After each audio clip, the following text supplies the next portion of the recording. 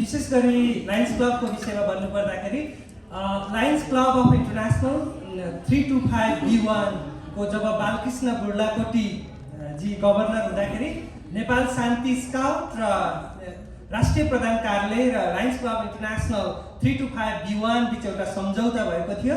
त्यसमा लायन्स स्काउटिङको सुरुवात त्यहाँबाट चाहिँ हामी लायन्स र स्काउट सँगै सहकार्य गरेर अगाडि बढेका छौँ। लायन्स स्काउटिङ भन्ने इन्टरनेसनलमा पनि छ, नेपालमा मात्र होइन। हामीले नेपालमा नेपाल शान्ति स्काउटसँग सहकार्य गरेर हामीले त्यति बेला यामै गरेर अन्तर्राष्ट्रिय क्याम्प थियो, त्यसमा हामीले सुरुवात गरेका थियौँ। यहाँको उहाँसँग कन्सर्न हामीले त्यसरी यो लायन्स स्काउटिङ भन्ने एउटा छुट्टै टपिक छ।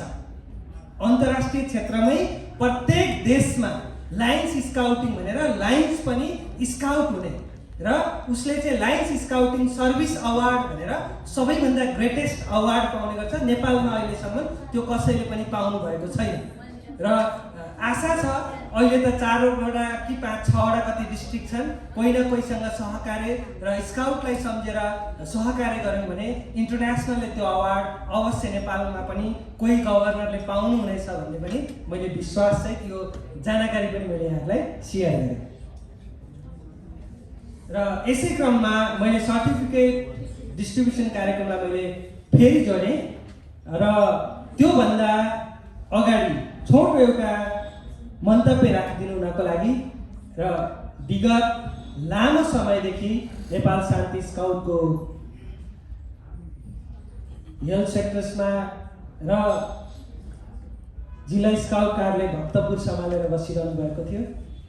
किरण प्रसाद नेउपानेज्यूलाई छोटो आफ्नो अनुभूति र जिल्ला स्काउट कार्यालय भक्तपुरले के कार्य गरिरहेको छ, अहिले केमा केन्द्रित छ भन्ने विषय पनि छोटो प्रतिनिधि रूपमा राखिदिन अनुरोध गर्दछु। स्काउट पञ्च क्लब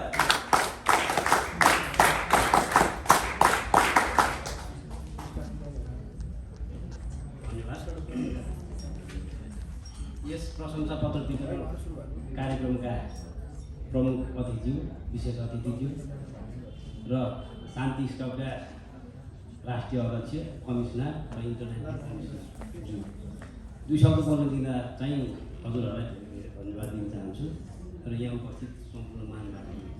मेरो अनुभव पहिला छोटो त्यो स्काउट के हो र अनि म कसरी यहाँ लागेँ भनेको छोटो हजुरहरूलाई दिँदाखेरि कमसेकम अलिकति प्रेरणाको चाहिँ पुरा हुन्छ कि भन्ने लागेर यो फ्लोर दिनुभएको फेरि विशेष धन्यवाद दिन चाहन्छु।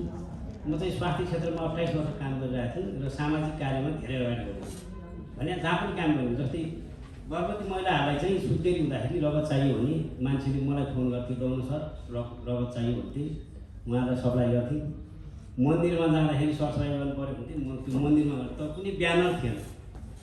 त्यसपछि 1 दिन 2-4 वर्ष अगाडि शिवरात्रिकै दिन हो, मेरो साथीले ल सर अब चाहिँ सामाजिक काम गर्नु पऱ्यो, पशुपतिमा गएर बेलुका चाहिँ सेवा गर्ने अनि दिउँसभरि चाहिँ बिरामी जाँच्ने भनेर जुन साथीले प्रस्ताव राख्नुभयो र त्यसपछि मैले त्यो कुरा सुदन सर र दयाराम सरलाई राखेँ। भइहाल्छ नि, तपाईँ आउनुहोस् काम गर्नुहोस् भन्नुभयो।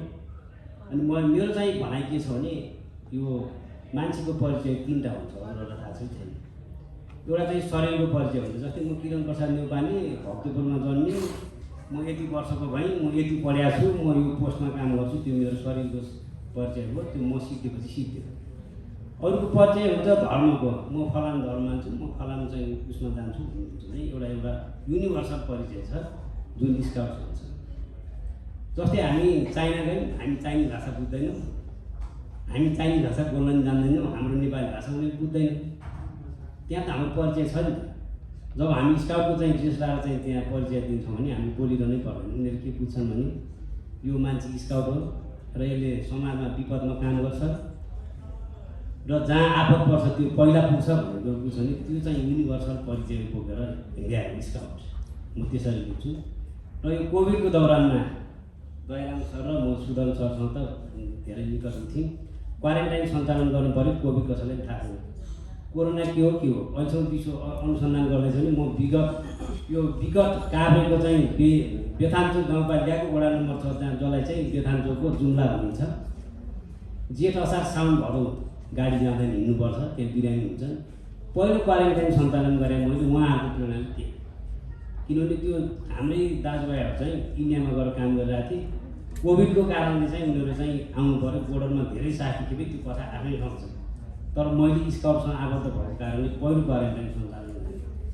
त्यो विज्ञापन पनि आएन, जब क्वारेन्टाइन काठमाडौँमा एकदम हाइफाई मान्छेले खाना खान्थे र हामीले त्यहाँ क्वारेन्टाइन चलायौँ, तर बिना प्रचार प्रसार। त्यो पनि शान्ति स्काउटको कारणले गर्दाखेरि र त्यसमा म आबद्ध भएको कारणले।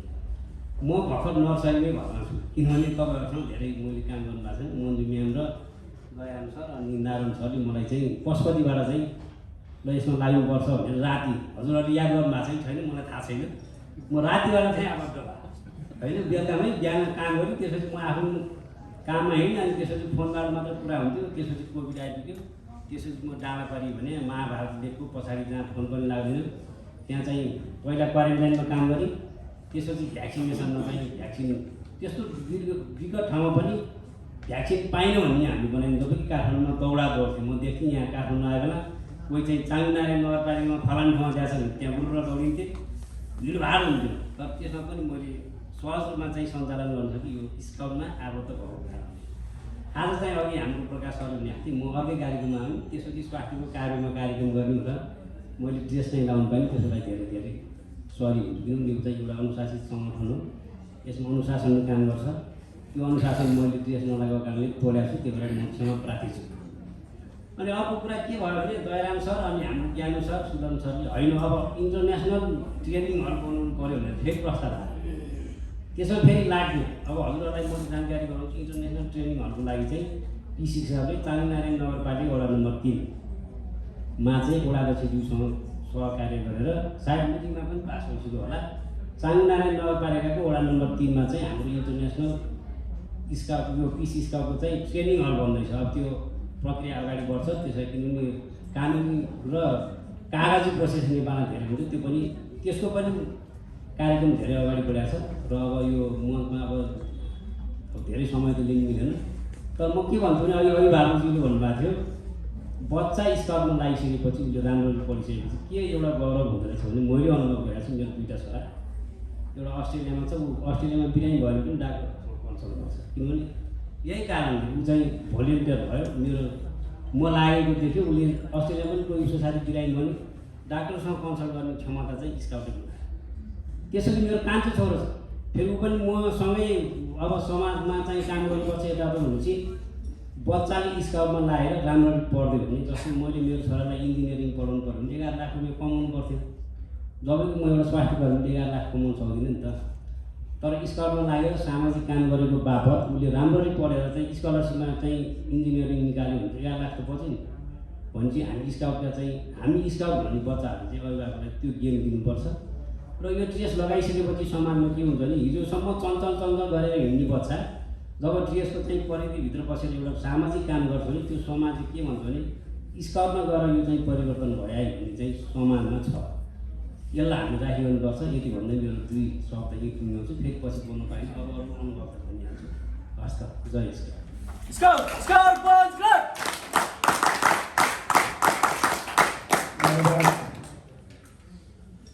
किरण न्यौपाने सर, यो तालिम केन्द्रको विषय नबोलौँ भनेर फेरि मैले खुस्काइरहनु भएको छ।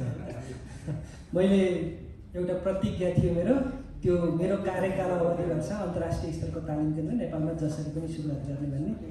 अहिले मन्त्री परिषदमा त्यो फाइल बढिरहेछ। दाइ सरले यहाँ भनिदिइहाल्नुभयो। अब यो मैले खुलाएँ भने सायद हाम्रै कार्यकालमा अन्तर्राष्ट्रिय एउटा तालिम केन्द्र बन्छ कि भन्ने छ। मन्त्री परिषदको बैठकमा त्यहाँ टेबल हुने कुरामा त्यहाँ अध्ययन भइरहेछ। त्यो मन्त्री परिषद कार्यालयमा मन्त्री परिषद बैठकमा बस्नुभन्दा अगाडि त्यसको सचिवालयले मन्त्री परिषद कार्यालयको सचिवालयले अध्ययन गर्दो रहेछ। 35 दिनसम्ममा राखेर 35 दिनमा सरकार ढल्ने हो कि रहने हो थाहा छैन। जस त्यहाँसम्म पुगेको छ। हेरौँ सकिएछ भने आफ्नै कार्यकालमा हाम्रो कार्यकालमा एउटा अन्तर्राष्ट्रिय तालिम हामीलाई तालिम केन्द्रको आवश्यकता छ।